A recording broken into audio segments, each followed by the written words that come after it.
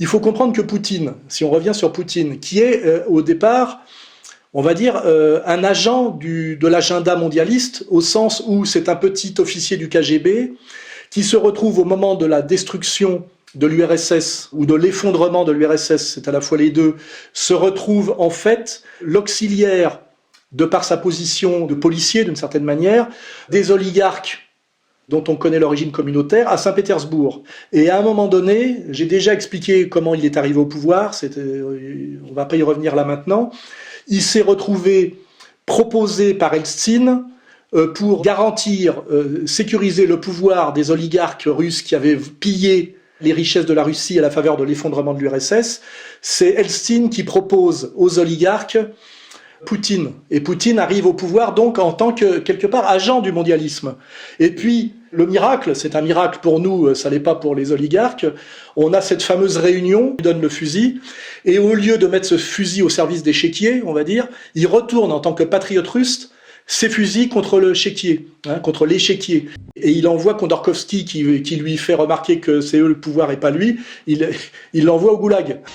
The Russian oil tycoon Mikhail Khodorkovsky has been sentenced to 9 years in jail.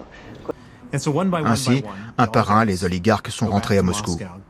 Ils sont allés voir Poutine et lui ont dit « Vladimir, que doit-on faire pour être sûr de ne pas finir dans cette cage ?» Et c'est ça la grande bascule. C'est la première bascule, c'est celle-là. C'est Poutine est traître à l'oligarchie mondiale une première fois. La deuxième fois où il est traître à l'oligarchie mondiale, c'est sur l'affaire syrienne. Parce que là, en volant au secours de la Syrie d'Assad et aussi en aidant l'Iran, il empêche le projet du Grand Israël. Il bloque le projet du Grand Israël. Donc il a 2 fois porté atteinte à l'agenda, je dirais, mondialiste et vétérotestamentaire. Et là, sur l'Ukraine, c'est la 3e fois. Je dirais, c'est forcément la fois de trop. Et c'est comme ça qu'on peut répondre à la question qui est, je dirais, la contradiction maximale et qui démontre le mensonge du discours officiel occidental qui s'appuie d'ailleurs sur une petite ruse de vocabulaire de Poutine. Et cette phrase, je vais la sortir maintenant parce qu'elle est à mettre au frontispice. Pourquoi tous ces juifs veulent-ils empêcher Poutine de dénazifier l'Ukraine ? Normalement, ça n'a pas de sens. J'ai décidé de mener une opération militaire spéciale. Son objectif est de protéger les personnes qui souffrent des abus et du génocide de la part du régime de Kiev depuis 8 ans. À cette fin, nous nous efforcerons de démilitariser et de dénazifier l'Ukraine.